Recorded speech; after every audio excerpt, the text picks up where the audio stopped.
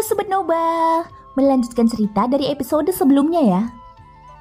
Di langit, aura yang sangat menakutkan terpancar dari tubuh Xiaoyan. Kedua telapak tangannya yang indah tertahan kaku di udara.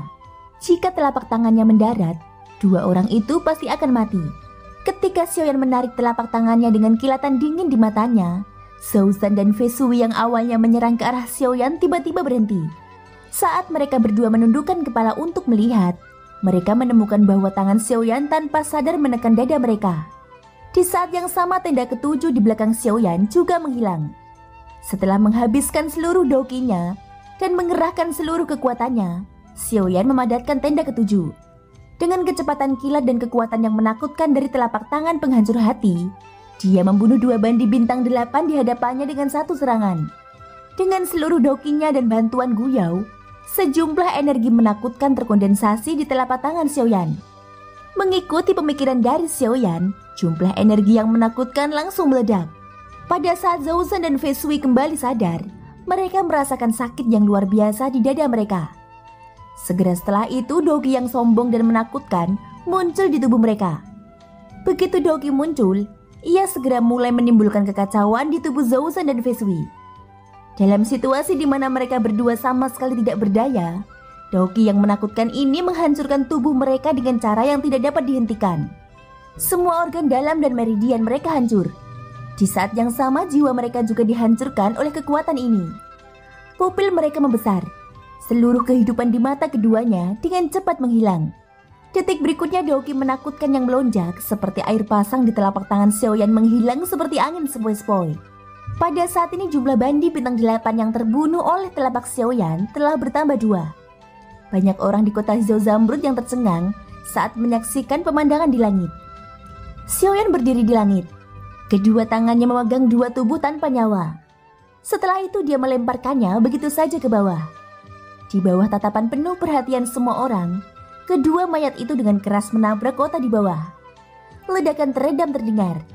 Kedua mayat tertanam dalam di tanah, menyebabkan debu memenuhi udara. Angin sepoi-sepoi bertiup kencang dan debu menyebar. Semua orang melihat dua mayat di dalam kawah. Meskipun dia telah meninggal, bandi elit tetaplah bandi elit. Tubuhnya sebenarnya tidak menjadi bubur setelah dihempaskan dari ketinggian. Dari sudut pandang lain, membuktikan betapa kuatnya bandi elit. Sayangnya betapapun kuatnya mereka tidak mampu menahan satu pukulan dari teknik bertarung peringkat manusia. Xiaoyan tanpa sadar memuntahkan seteguk darah segar ke langit.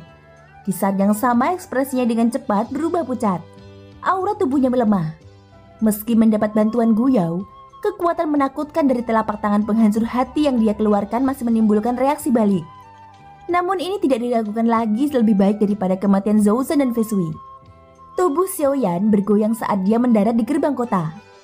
Dia buru-buru mengkonsumsi 2 pil obat tingkat D untuk mengisi kembali energinya. Setelah pil obat masuk ke mulutnya, Doki yang lembut dengan cepat berubah menjadi gelombang mata air jernih yang mengalir ke seluruh tubuhnya. Beberapa luka yang tertinggal setelah melepaskan telapak penghancur hati mulai pulih secara perlahan. Di sisi lain, rasa takut segera melonjak ke dalam hati pria parubaya bertubuh besar itu setelah melihat dua bawahannya dibunuh oleh Xiaoyan. Tepat ketika pria parubaya bertubuh besar itu lengah, Raja Utara memanfaatkan kesempatan ini dan dengan keras melayangkan pukulan ke punggungnya. Raja Utara mungkin hanya boneka, tetapi karena metode penyempurnaannya yang unik, semua pengalaman bertarung dan teknik bertarungnya terkandung dalam pikiran acuh tak acuh Raja Utara. Oleh karena itu hasil dari serangan ini segera mengakhiri pertempuran yang telah berlangsung lama. Dengan pukulan ini, tubuh pria parubaya bertubuh besar itu tidak lagi berada di bawah kendalinya dan terbang mundur. Di saat yang sama Xiao Jing juga memanfaatkan situasi tersebut. Petir emas menakutkan yang menghubungkan langit dan bumi turun dan dengan keras menghantam tubuh pria parubaya itu. Disertai dengan bau hangus yang pekat, aura pria parubaya bertubuh besar itu juga tiba-tiba jatuh ke titik terendah. Meski tidak terluka parah, ia tidak jauh dari kematian. Di bawah kekuatan petir, pria parubaya bertubuh besar itu dihempaskan dengan keras ke kota di bawah. Kekuatan yang menakutkan menyebabkan seluruh kota Hijau Zamrud berguncang hebat. Ketika semua orang memfokuskan pandangan mereka melihat tubuh pria parubaya bertubuh besar itu hangus hitam di kawah besar yang terhempas ke tanah. Baju bersulam yang dikenakannya telah berubah menjadi ketiadaan karena sambaran petir. Dia telanjang bulat saat berbaring di kawah. Pemandangan ini menyebabkan beberapa wanita cantik di antara kerumunan itu mengerutkan keningnya. Mereka berbalik dan mundur ke belakang kerumunan. Ketika penampilan menyedihkan pria parubaya bertubuh besar itu dilihat oleh orang banyak, dia tanpa sadar disambut dengan tatapan mengejek. Namun saat ini dia tidak punya waktu untuk peduli dengan tatapan ejekan dan ejekan itu. Pada saat ini, hal terpenting dalam hatinya adalah nyawanya sendiri. Dia tidak pernah membayangkan bahwa keseluruhan kekuatan Xiaoyan akan jauh lebih kuat dari apa yang dinyatakan dalam informasi. Dalam hal bandi elit bintang 9, Xiaoyan bahkan memiliki 2.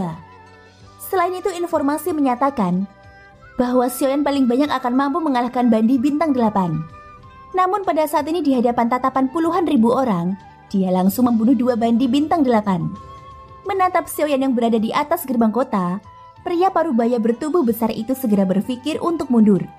Dengan kekuatan yang dimiliki Xiaoyan saat ini, mustahil baginya untuk menjadi tandingannya. Daripada menghadapi kekerasan dengan kekerasan, akan lebih baik dia mundur sekarang. Memikirkan hal itu, pria parubaya bertubuh besar itu memperlahan menyipitkan matanya. Tatapannya yang dalam menatap tajam ke arah Xiaoyan. Dari sudut matanya dia sesekali melirik Raja Utara dan Xiaojin yang sekali lagi mengelilinginya. Oh! Pria parubaya bertubuh besar itu terhuyung mundur. Dauki kuningnya mengembun menjadi jubah kuning di permukaan di tubuhnya. Saat Raja Utara dan Xiaoyan mendekat, dia menatap Xiaoyan dengan cermat dan berteriak dengan suara lemah. "Mengapa kamu begitu kejam? Aku sudah dikalahkan olehmu. Jika kamu ingin pergi, maka kamu boleh pergi. Aku sama sekali tidak akan menghentikanmu. Namun jika kamu bersikeras untuk menempuh jalanmu sendiri dan bersikeras untuk melawanku sampai mati, bahkan jika aku mati aku yakin kamu tidak akan mendapat manfaat apapun," ucap pria bertubuh besar itu. "Berisik!" Xiaoyan menjawab dengan nada acuh tak acuh. Saat ini hal terpenting bagi Xiaoyan adalah luka di tubuhnya. Meskipun pria parubaya bertubuh besar telah dikalahkan, perasaan bahaya di hati Xiaoyan menjadi semakin pekat. Samar-samar dia bisa merasakan bahwa bahaya sedang mendekatinya. Mungkin sudah terlambat untuk mundur sekarang. Oleh karena itu, Xiaoyan semakin penasaran dengan alasan mengapa pria parubaya bertubuh besar itu menghentikannya. Karena hal itu tidak dapat dihindari, lebih baik memahami keseluruhan situasi sesegera mungkin. Xiaojin dan Raja Utara sekali lagi menyerang pria parubaya bertubuh besar itu. Sementara Xiaoyan memasuki kondisi pelatihannya. Ketika pria parubaya bertubuh besar itu melihat ini, ekspresi serius segera muncul di wajahnya. Sejumlah kecil doki di tubuhnya dengan cepat melonjak dan mengembun menjadi baju besi berwarna kuning permukaan tubuhnya. Matanya yang hitam pekat juga memancarkan cahaya kuning bersahaja. Sesaat kemudian ketiga sosok itu bertabrakan dengan keras sekali lagi. Di pavilion awan tersembunyi di kota hijau zamrud, Luojin dan Zhang Yi sedang menyaksikan pemandangan di timur kota dari pavilion. Wajah Luojin sedikit terkejut. Pengendalian Xiaoyan terhadap teknik kehampaan menjadi semakin mahir. Adapun Zhang Yi, jika dia memiliki keraguan tentang rumor tentang Xiaoyan sebelumnya, sekarang dia secara pribadi telah menyaksikan Xiaoyan membunuh 2 bandi bintang 8. Dia tidak punya pilihan selain memperlakukan Xiaoyan dengan serius. Skill Dao yang dia gunakan barusan seharusnya adalah skill Dao peringkat niat. Selain skill Dao di peringkat ini, seharusnya tidak ada skill Dao lain yang dapat menghancurkan tubuh dan jiwa Zhou dan Fei Shui. Ucap Zhang Yi memandang Xiaoyan dari jauh dan berbicara dengan nada agak rendah. Ya, itu memang skill Dao peringkat niat. Namun dari kelihatannya, dengan kekuatannya saat ini, dia tidak mampu melepaskan kekuatan penuh dari skill Dao ini. Ucap Luojin menganggukkan kepalanya. Zhang Yi juga mengangguk. Dia secara alami dapat melihat ini. Di sisi lain, pria parubaya bertubuh besar tidak mampu menahan serangan ganda Raja Utara dan Xiaojin. Dia sudah dikalahkan tanpa daya dalam waktu yang singkat. Setelah pria parubaya bertubuh besar itu dikalahkan, Raja Utara mencengkram lehernya. Pria parubaya bertubuh besar itu diangkat oleh Raja Utara tanpa kekuatan apapun di tubuhnya. Dengan lemparan yang kuat, pria parubaya bertubuh besar itu terlempar ke depan Xiaoyan seperti ayam mati. Aura seluruh tubuhnya sangat lemah. Xiaoyan yang sedang berlatih perlahan membuka matanya. Dia merasakan doki di tubuhnya yang sedikit pulih. Matanya acuh tak acuh saat dia melihat pria parubaya yang terluka parah di depannya. "Katakan padaku, siapa yang mengirimmu untuk mencegatku?" Jika kamu memberitahuku, aku bisa mengampuni nyawamu, ucap Xiaoyan. Seluruh tubuh pria parubaya bertubuh besar itu bergetar. Dia samar-samar merintih, tapi dia tidak bisa mengucapkan sepatah kata pun. Melihat ini, Xiaoyan perlahan menyipitkan matanya. Cahaya dingin keluar dari matanya. Karena orang di hadapannya tidak mau berbicara, dia tidak dapat diganggu olehnya. Xiaoyan yang tidak akan meninggalkan bahaya tersembunyi apapun untuk dirinya sendiri. Sambil berpikir, sosok Raja Utara menembus udara dan dengan kejam menginjak dada pria parubaya yang besar itu. Segera darah berceceran di mana-mana. Darah menyembur keluar seperti air mancur. Sambil berpikir, Xiaoyan menyuruh Raja Utara dengan kejam menendang perut pria parubaya yang besar itu. Di bawah tendangan yang dipenuhi aura mengesankan ini, tubuh pria parubaya bertubuh besar itu segera terlempar tak terkendali. Raja Utara dengan erat mengepalkan tinjunya dan dengan kejam menghantamkannya ke kepala pria parubaya itu. Jika pukulan ini mendarat, bahkan jika pria parubaya bertubuh besar itu memiliki tubuh bandi bintang 9, dia tidak akan bisa lolos dari kematian. Namun di saat berikutnya, sebuah suara tua yang mengandung kejutan tiba-tiba terdengar di langit. Hahaha, bocah nakal, aku tidak mengira kau akan tumbuh sedemikian rupa dalam 2 tahun. Bahkan bandi elit bintang 9 tidak lagi cocok untukmu. Jika memungkinkan, aku sangat ingin membawamu sebagai muridku. Sayangnya sudah ditakdirkan bahwa kamu harus mati di tanganku hari ini. Saat suara tua itu terdengar, seluruh kota hijau Zamrud tiba-tiba diselimuti oleh aura yang sangat menakutkan. Seolah-olah ada gunung tak terlihat yang menekan kepala semua orang. Di hadapan aura ini, bahkan mereka yang sekuat bandi bintang 9 hanya bisa menundukkan kepalanya. Xiaoyan yang berdiri di gerbang timur kota juga memasang ekspresi muram saat aura ini turun. Dari apa yang dia lihat, hanya ada satu orang yang bisa menandingi kekuatan aura ini di antara semua orang yang dia kenal. Orang itu adalah King Feng dari suku spiritual. Karena kasusnya seperti ini, tidak sulit untuk menebak kekuatan orang yang datang. Sangat jelas bahwa orang yang datang ke kota hijau Zamrud adalah ahli kelas Dodi sejati. Dodi telah turun. Xiaoyan perlahan berdiri dari atas gerbang kota. Ekspresinya sangat serius saat dia melihat sekelilingnya.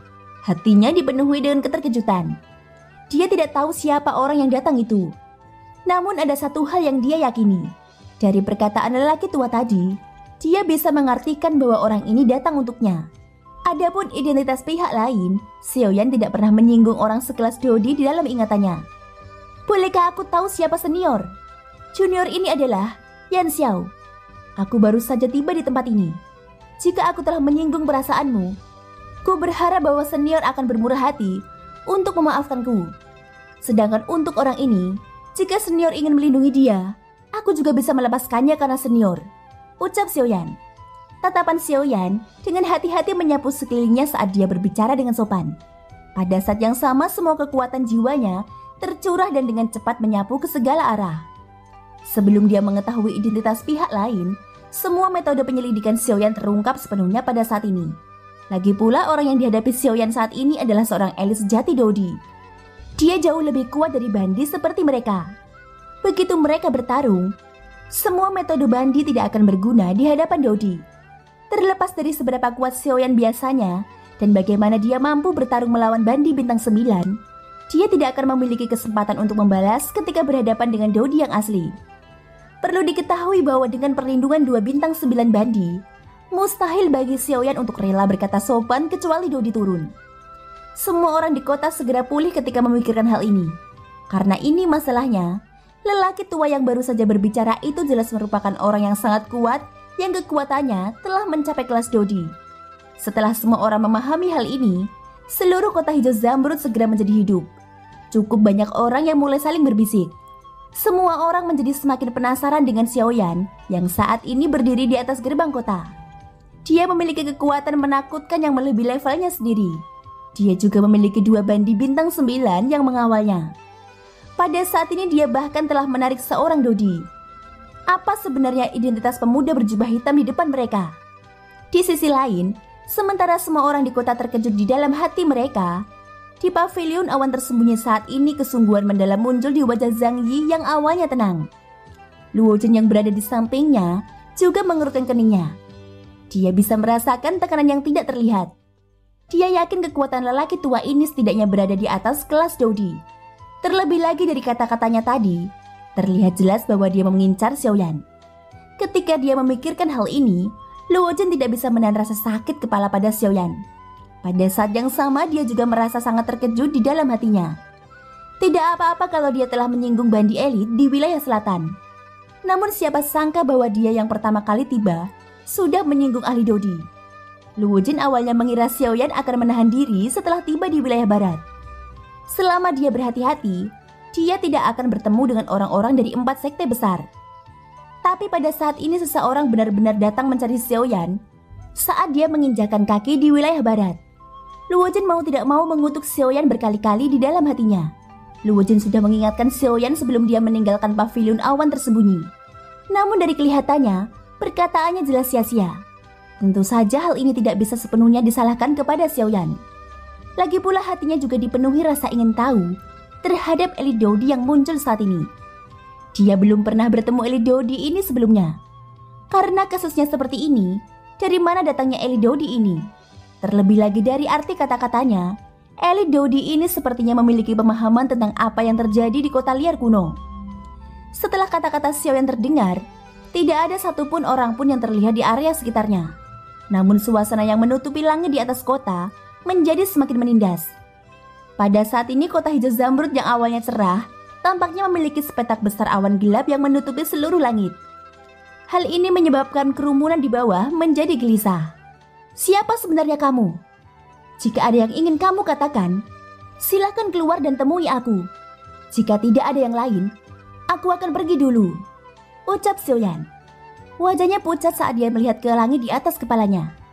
Meskipun langit cerah saat ini, yang muncul di matanya adalah kumpulan awan hitam gelap. Suasana berat itu seperti gunung yang menekan kepalanya. Tekanan menakutkan itu hampir membuatnya tidak bisa bernafas. Sambil berpikir, Raja Utara dan Xiao Jin kembali ke dua sisi tubuh Xiaoyan. Tubuh Raja Utara yang seperti menara logam tidak bergerak. Tekanan sombong yang tak terlihat menyebar dan menahan tekanan Dodi yang datang padanya. Di saat yang sama, Xiao Jin di sampingnya juga mengguncang tubuhnya. Tubuh naganya yang besar menjulang ke langit. Raungan naga yang mengguncang bumi bergema di langit. Cahaya keemasan melesat ke segala arah dan petir menyambar ke segala arah. Tekanan yang sangat kuat menyebar dari tubuh Xiao Jin. Xiaoyan hanya merasakan tubuhnya menjadi sedikit rileks. Pinggangnya yang sedikit tertekuk, di bawah tekanan juga menjadi lurus. Melihat bahwa Xiao Jin benar-benar mampu menahan tekanan kelas Dodinya dengan kekuatan bandi bintang 9, suara kejutan lembut tanpa sadar terpancar dari suatu tempat di langit. Kamu adalah Yan Xiao kan? Yan Xiao yang dikenal oleh semua orang di kota liar kuno wilayah selatan, ucap sebuah suara tua di langit. Ekspresi Xiaoyan langsung menjadi lebih serius. Itu karena suara yang baru saja terdengar terlihat jelas bahwa ia berbeda dengan pemilik suara sebelumnya. Itu adalah Dodi yang lain. Memikirkan hal ini, hati Xiaoyan langsung terasa seperti disambar petir. Bahkan jika dia memutar otak, dia tidak tahu kapan dan di mana tepatnya dia telah menyinggung pakar kelas Dodi. Sejak Xiaoyan melakukan kontak dengan benua Yuanwu, musuh terkuat yang dia temui hanyalah bandi bintang 9. Karena itu masalahnya, dari mana datangnya dua ahli kelas Dodi di depannya? Mereka tidak punya permusuhan dengannya di masa lalu. Tidak mungkin mereka menunggunya di kota hijau zamrud ini tanpa alasan. Pasti ada alasan di balik ini. Mendengar pertanyaan pihak lain, Xiaoyan tentu saja akan terlalu malas untuk repot jika itu adalah bandi elit biasa. Namun saat ini berbeda. Orang di depannya adalah seorang Dodi asli. Dia adalah eksistensi menakutkan yang bisa membunuh dengan lambaian tangannya. Xiaoyan pasti tidak bisa mengungkapkan sedikit pun ketidakpuasan di depan orang sekuat itu. Beberapa saat kemudian, tatapan Xiaoyan masih dengan hati-hati melihat sekelilingnya. Tenggorokannya bergulung sebelum dia mencoba yang terbaik untuk berbicara dengan nada tenang. Benar, aku memang Yan Xiao. Karena tetua sangat mengenalku, bolehkah aku tahu siapa tetua itu? Ucap Xiaoyan. Balasan Xiaoyan disambut dengan tawa dingin samar dari ruang kosong. Kamu bilang kamu adalah Yan Xiao? Suara mengejek yang samar terdengar. Xiaoyan tanpa sadar mengerutkan kening saat mendengar ini. Dari kata-kata ini, Xiaoyan merasakan kegelisahan. Dua orang di depannya yang belum menampakkan diri, tampaknya memiliki pemahaman yang jauh lebih besar tentang dirinya daripada yang dibayangkan Xiaoyan. Yan Xiao, pada kebalikannya adalah Xiaoyan. Tawa dingin yang samar terdengar. Wajah Xiaoyan langsung dipenuhi keterkejutan. Siapakah dua orang ini? Bagaimana mereka bisa mengetahui nama aslinya?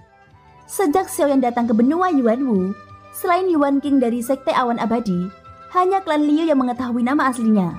Namun klan Liu saat ini tidak terluka dan mustahil bagi Dodi dari wilayah barat untuk muncul di wilayah selatan. Karena kasusnya seperti ini, bagaimana orang di depannya mengetahui identitas aslinya? Tiba-tiba Xiaoyan yang menundukkan kepalanya dan tenggelam dalam pikirannya sepertinya teringat sesuatu. Itu pasti mereka. Gumam Xiaoyan. Hanya tersisa satu orang yang mengetahui identitas aslinya. Dia adalah orang yang tanpa henti mengejarnya sejak awal, yaitu gerbang kuil hantu atau yang populer sebagai klan Hun di benua Doki. Saat berikutnya Xiaoyan tiba-tiba mengangkat kepalanya. Tatapan seriusnya mengandung ketajaman saat dia menatap ruang kosong di atas kepalanya. Doki di tubuhnya yang baru saja pulih sekali lagi dibangkitkan pada saat ini. Dengan suara hembusan, api surgawi yang ganas dengan marah keluar dari permukaan tubuh Xiaoyan. Itu diaglomerasi menjadi armor api surgawi yang melindungi Xiaoyan di dalamnya. Dengan lambaian tangannya yang besar, penguasa Suan berwarna hitam gelap segera muncul. Api surgawi di tangannya dengan cepat menyebar ke atasnya, mewarnainya menjadi penguasa api yang sangat indah. Di saat yang sama Raja Utara dan Xiao Jin yang berada di kedua sisi Xiaoyan juga melangkah ke udara. Mereka berdua berdampingan dengan Xiaoyan, bersiap menyambut pertempuran yang akan datang. "Kamu orang-orang dari gerbang kuil hantu kan?" ucap Xiaoyan. Teriakan dingin Xiaoyan yang agak meragukan keluar dari mulutnya. Di tempat tertentu di ruang kosong, ekspresi beberapa sosok berubah tanpa sadar pada saat ini. Mau tidak mau mereka merasa terkejut di dalam hati mereka. Bahkan mereka tidak bisa menghindari faksi itu. Tidak disangka Xiaoyan sebenarnya memiliki hubungan langsung dengan mereka. Tak heran jika sekelompok orang meminta mereka mengambil tindakan demi Bandi. Namun tidak lama setelah kata-kata Xiaoyan terdengar, suara serius tiba-tiba muncul dari langit. "Tidak, mereka bukan dari gerbang kuil hantu. Mereka adalah pemimpin sekte dari 4 sekte besar." Xiaoyan melihat ke arah suara itu. Orang yang terlihat adalah Zhang Yi dari pavilion awan tersembunyi. Mata Xiaoyan langsung berbinar saat melihat Zhang Yi. Sebagai penatua pavilion awan tersembunyi, kekuatannya telah mencapai kelas Dodi. Jika dia muncul, pihak lain tidak akan berani bertindak gegabah meskipun mereka juga elit Dodi. Namun ekspresi Xiaoyan tanpa sadar berubah saat dia mendengar kata-kata dari mulut Zhang Yi. Pada saat berikutnya saat Xiaoyan hendak membuka mulut untuk berbicara, dia tiba-tiba mengalihkan pandangannya dan melihat ke arah langit. Sejalan dengan pandangannya, beberapa sosok manusia perlahan muncul dari ruang kosong. Tatapan Xiaoyan menyapu mereka satu persatu. Pada saat yang sama dia diam-diam menghitung dalam hatinya. Hatinya juga menjadi berat. Ada 4 sosok manusia, yaitu 4 elit Dodi. Mereka mewakili 4 faksi teratas di wilayah barat. Mereka adalah pemimpin sekte dari sekte super. Hahaha, aku awalnya bertanya-tanya siapa orang itu. Sebenarnya ada seseorang di kota hijau zamrud kecil ini yang bisa mengenali kita. Ternyata itu adalah penatua Zhang Yi dari pavilion awan tersembunyi, ucap salah satu sosok itu. 4 sosok manusia berdiri berdampingan di langit. Orang yang berbicara adalah lelaki tua jangkung dan kuat yang tingginya hampir 2 meter. Sudut mulutnya terangkat menjadi senyuman dingin. Lengannya disilangkan di depan dadanya saat dia menatap Zhang Yi yang muncul di depan gerbang kota. Mereka berdua adalah elit Dodi, tetapi kesenjangan kekuatan membuat lelaki tua ini percaya diri untuk menekan pihak lain. Mata keruh Zhang Yi perlahan terangkat saat mendengar kata-kata ini. Sepasang matanya yang dalam menembus ruang kosong dan melesat ke arah lelaki tua kuat di langit. "Pemimpin Wu, aku yakin kamu baik-baik saja sejak terakhir kali kita bertemu," ucap Zhang Yi. Mata Xiaoyan langsung mengeras saat kata-kata dari mulut Zhang Yi terdengar. Dari cara Zhang Yi menyapa orang tua ini, jelas bahwa pemimpin sekte Wu ini adalah pemimpin sekte Dodi bintang 8 dari sekte bela diri pertempuran, yaitu Wu Jitian. Xiaoyan tanpa sadar mengangkat kepalanya dan menoleh ketika dia memikirkan hal ini. Meskipun keempat pemimpin sekte berada 100.000 kaki di langit, penglihatan Xiaoyan memungkinkan dia untuk melihat dengan jelas sosok Wu Jitian secara sekilas. Kesan pertama yang diberikan Wu Jitian kepada orang-orang adalah dia sombong. Wajahnya yang tanpa garang dipenuhi kerutan, dan setiap kerutan adalah bukti perubahan hidup. Wajah perseginya yang besar sepertinya memiliki temperamen yang tegak dan lugas.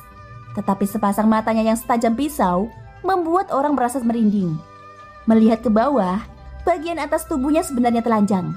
Kulit gelapnya diliputi kilau sedingin es seperti batu hitam, memberikan kesan yang sangat tebal dan kokoh. Seolah daging dan darahnya terbuat dari berlian dan tidak bisa dihancurkan. Di sisi kiri dadanya, lapisan tebal pauldron menutupi separuh tubuhnya. Di atas pauldron ada binatang ajaib aneh berwarna hitam pekat yang memamerkan taringnya dan mengacungkan cakarnya. Xiaoyan menyadari hal ini. Ini adalah binatang ajaib Blackrock yang dikenal karena tubuh fisiknya yang kuat di dunia binatang ajaib. Kulit di sekujur tubuhnya telah dilatih hingga sekeras berlian dan tidak bisa dihancurkan. Hal ini menyebabkan hampir tidak memiliki kelemahan. Itu bisa dianggap sebagai eksistensi terkenal di seluruh dunia binatang ajaib.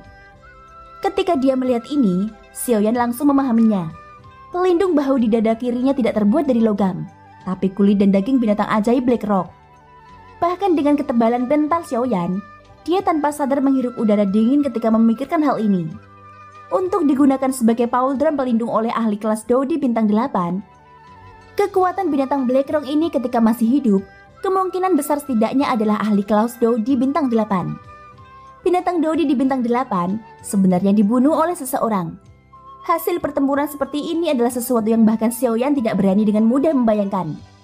Binatang Blackrock adalah eksistensi dengan kekuatan pertahanan terbaik di dunia binatang ajaib.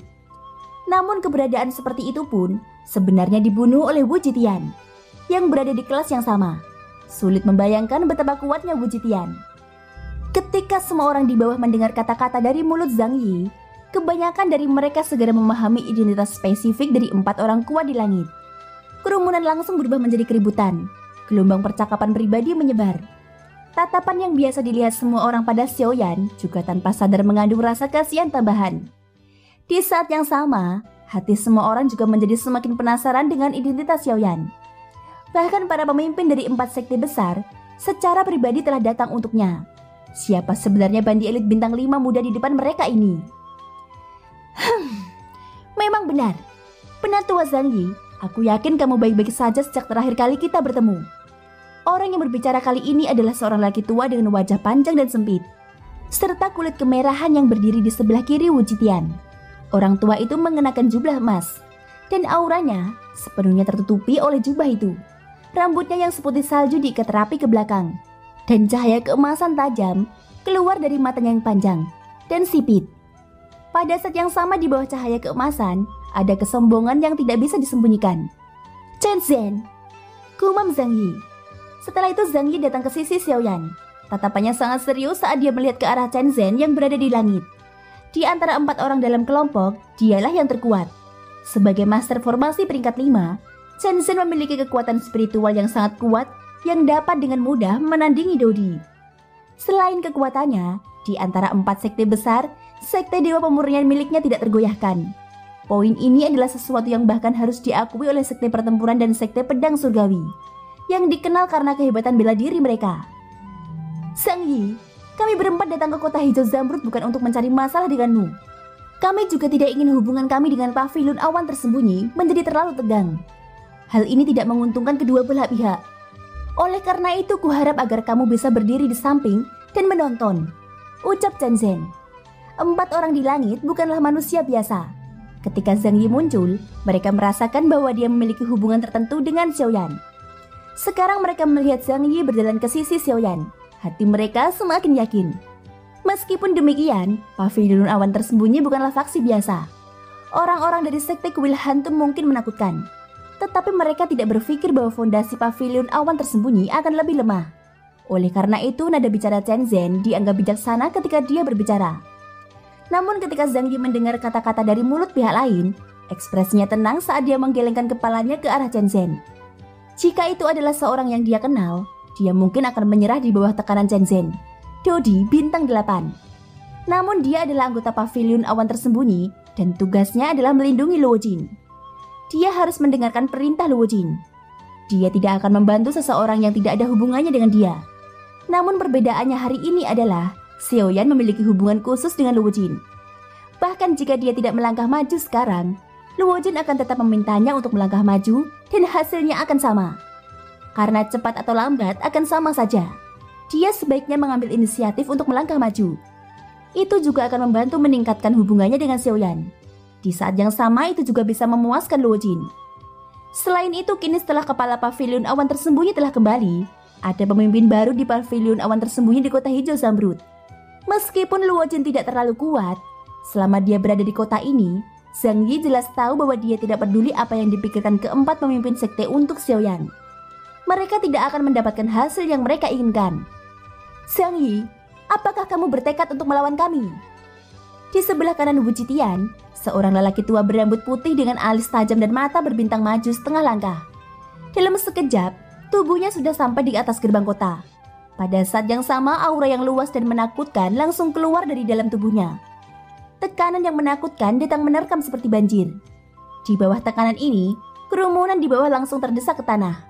Xiaoyan dan Zhang Yi yang berada di atas gerbang kota juga mundur beberapa langkah di bawah tekanan tersebut. Xiaoyan tidak mampu bertahan dalam kondisinya saat ini. Dengan gedebuk, dia berlutut di tanah dengan satu kelutut. Seteguk darah segar tanpa sadar keluar dari mulutnya. Wajahnya yang baru saja memulihkan sedikit warnanya dengan cepat berubah pucat. Pemimpin sekte Jiaming, mengapa kamu harus bersikap sombong? Bawahanmu itu belum mati, apalagi dia saat ini sedang terluka parah. Jika memungkinkan, seseorang harus bersikap lunak. Karena pavilion awan tersembunyiku menyarankanmu untuk berhenti sekarang, ucap Zhang Yi. Segera dengusan dingin keluar dari hidungnya. Tekanan Dodi yang menakutkan menyebar dan hampir tidak menghalangi tekanan Dodi dari Jiaming. Zhang Yi, apakah kamu benar-benar tidak tahu atau kamu pura-pura tidak tahu? Salah satu kunci terpenting dari makam kuno, tangga langit kuno, ada dengan bocah nakal di belakangmu ini. Apakah menurutmu 4 dari kita akan melepaskannya? Ucap Jianming. Ekspresi Zhang Yi langsung berubah saat kata-kata ini diucapkan. Dia mengalihkan pandangannya dan menatap Xiaoyan dengan wajah terkejut. Namun dia menemukan bahwa yang terakhir sedang menatapnya dengan ekspresi serius. Di bawah godaan besar dari makam kuno ujung surga, Xiaoyan tidak tahu apakah Zhang Yi juga akan tergoda. Zhang Yi sepertinya melihat kekhawatiran di hati Xiaoyan. Sesaat kemudian dia tersenyum hangat pada Xiaoyan dan berkata, "Teman muda Yan Xiao, yakinlah bahwa dengan pavilion awan tersembunyiku yang ada hari ini, mereka tidak akan bisa menyentuhmu," ucap Zhang Yi. "Zhang Yi, jangan menolak bersulang hanya untuk dipaksa meminum minumannya. Aku menghormatimu sebagai tetua pavilion awan tersembunyi. Inilah sebabnya aku bersikap sopan kepadamu. Jika kamu terus keras kepala, jangan salahkan aku karena tidak kenal ampun," ucap Jianming. Tubuh Jianming tiba-tiba bergetar setelah kata-katanya terdengar. Gelombang Doqi yang melonjak segera keluar dari tubuhnya dan dengan cepat diaglomerasi menjadi pedang panjang berwarna biru es di depannya. Pedang panjang itu terkondensasi dan tubuh pedang itu tiba-tiba bergetar. Kemudian suara mendengung menyebar. Ekspresi Zhang Yi tanpa sadar berubah saat melihat adegan ini. Pedang panjang ini terbentuk dari niat pedang khusus yang telah dipraktekkan Jianming. Setelah diaglomerasi dengan Doqi, kekuatannya menjadi lebih besar. Ayunan pedang tidak kalah dengan teknik Do kelas manusia. Sekarang dia telah melatih pedang ini hingga titik kesempurnaan. Bahkan dengan kekuatan Zhang Yi, akan sulit baginya untuk menahan satu pukulan pun darinya. Pedang sapu 8 tanah terlantar. "Pergi!" Jianming menjerit pelan dan tiba-tiba melambaikan tangan kanannya. Pedang panjang di depannya bergetar. Dalam beberapa kilatan, 7 pedang panjang terbentuk di udara.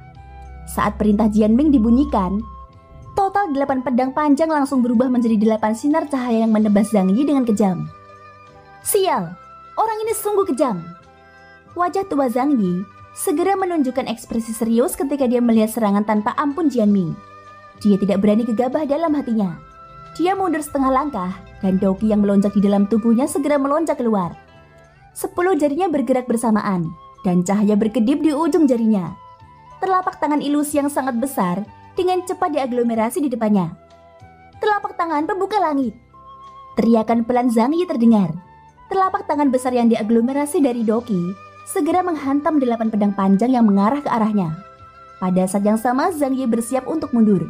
Bagaimanapun dia percaya bahwa dia tidak memiliki peluang sedikit pun untuk menang melawan Dodi bintang 8. "Kamu melebih-lebihkan diri sendiri. Kamu hanyalah Dodi bintang 2. Apa menurutmu aku tidak bisa menyentuhmu?" ucap Jianming. Teriakannya yang dingin terdengar. 8 pedang yang bersinar segera menjadi terang. 4 cahaya pedang terpisah, melewati telapak membuka langit di depan mereka dan dengan cepat melesat ke arah Zhang Yi. 4 pedang panjang lainnya membawa aura tajam saat mereka dengan cepat menghancurkan telapak pembuka langit yang menuju ke arahnya. Kekuatan keempat pedang panjang itu tidak berkurang bahkan setelah telapak tangan pembuka langit dipatahkan. Mereka dengan cepat mengejar 4 pedang panjang lainnya dan menebas kepala Zhang Yi. 8 pedang panjang mengeluarkan suara mendengung saat jatuh. Mereka sekali lagi diaglomerasi menjadi satu di tengah cahaya putih yang menyilaukan. Setelah itu benda itu membawa aura yang sangat menakutkan dan jatuh dengan keras ke arah kepala Zhang Yi. Tubuh Zhang Yi segera terbang kembali tak terkendali setelah suara keras muncul. Akhirnya dia bertabrakan dengan keras dengan tembok. Setelah runtuhnya tembok, Zhang Yi tanpa sadar memuntahkan seteguk darah.